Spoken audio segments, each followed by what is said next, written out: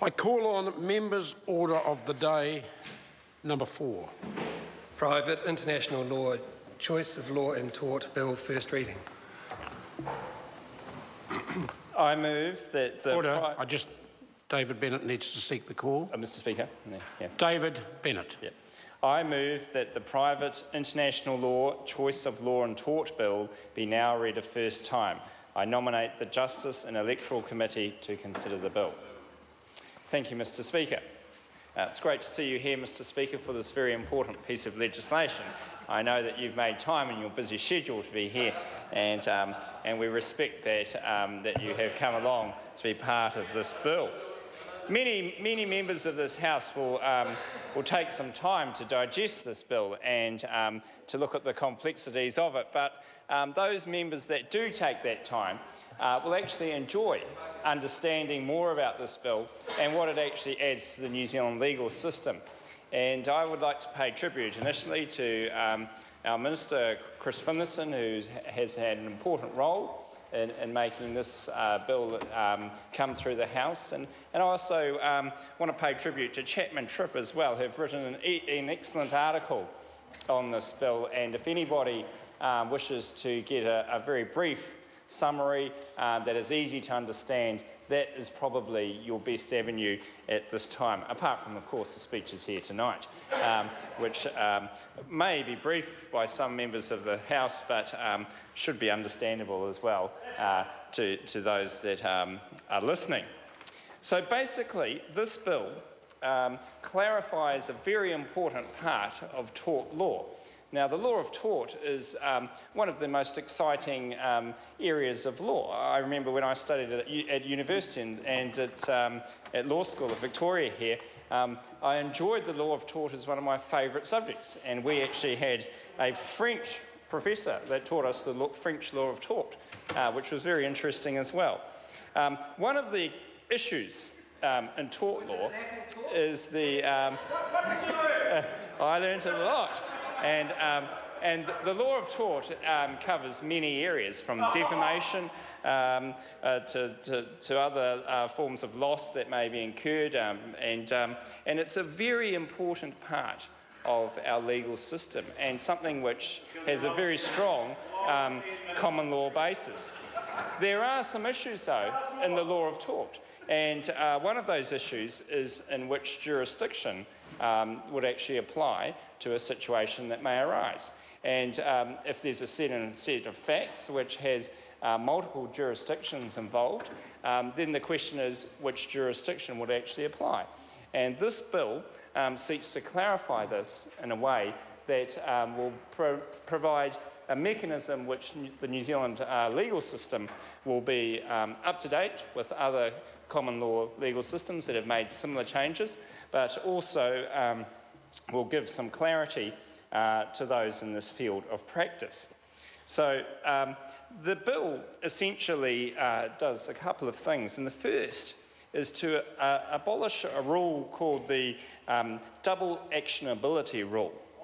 The double actionability rule. It's very old in the sense that it comes from our common law heritage in the UK, but basically under that rule, when a tort claim is brought in New Zealand for an action committed in another jurisdiction, the New Zealand court can hear the claim only if the tort is actionable in both jurisdictions.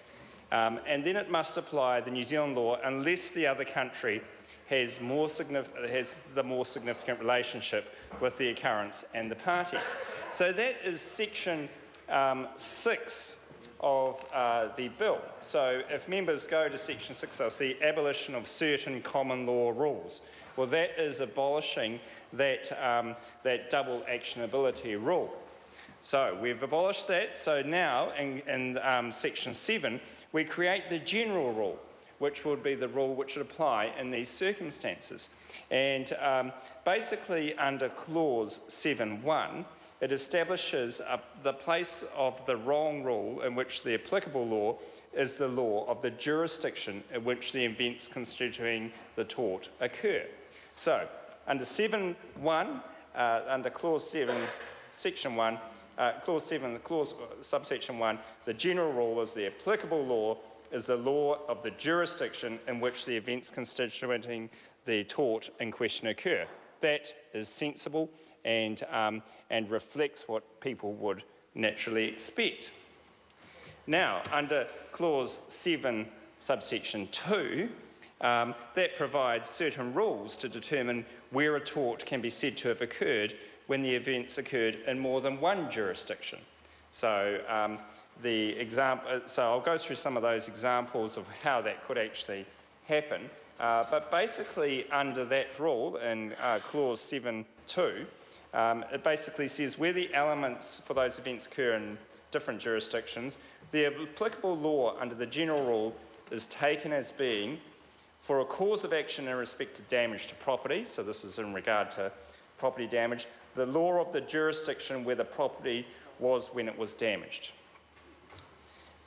In other cases, this is the second part of that, the law of the jurisdiction in which the most significant element or elements of those events occurred.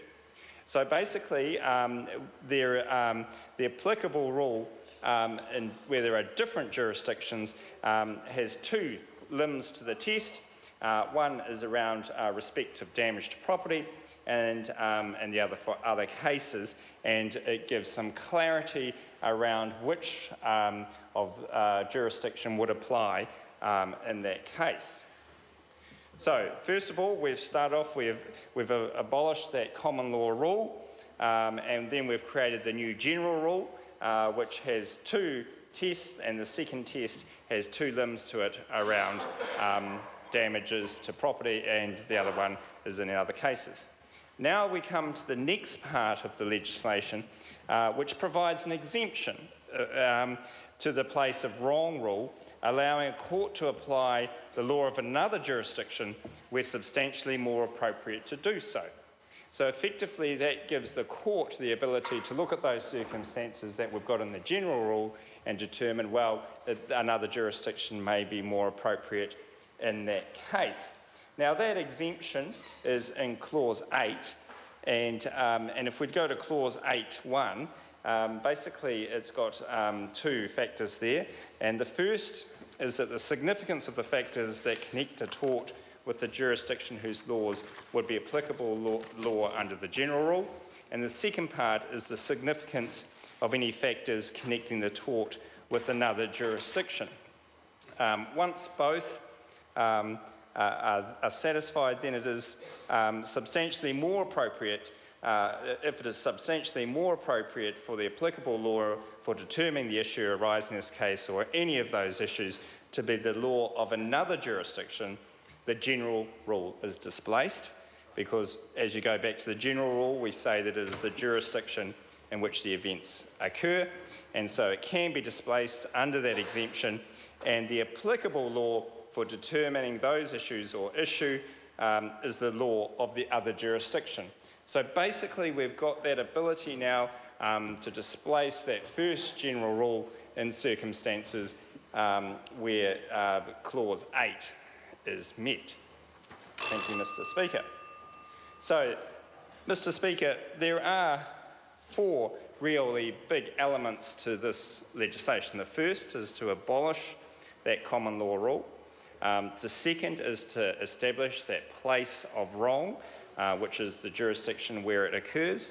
The third is to provide rules around when it can be said to have occurred, and the fourth is to give an exemption from that general rule in certain circumstances. So that provides a lot of clarity in the New Zealand law, and it is something that you've seen happen in recent years in Australia, Canada and England, where they have brought into effect this place of wrong rule. And for those members that wish to delve a little bit further into this area of law, I would suggest they have a look at a couple of cases.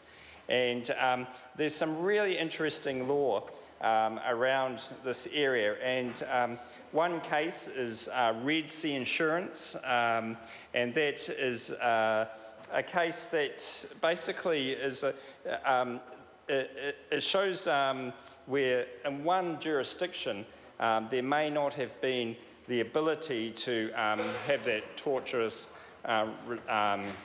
result that or satisfaction of that and so that the parties were looking at the area of jurisdiction because in one area where the actual event or parties may have been based, they didn't have that support. And the other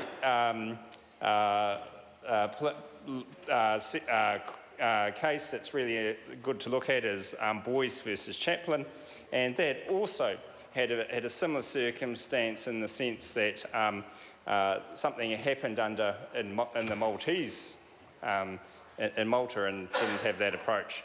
So, Mr. Speaker, this clarifies the law in this area. It's a great piece of legislation. It's something which I think the legal fraternity will find of much benefit, and it is our pleasure to propose it for this House.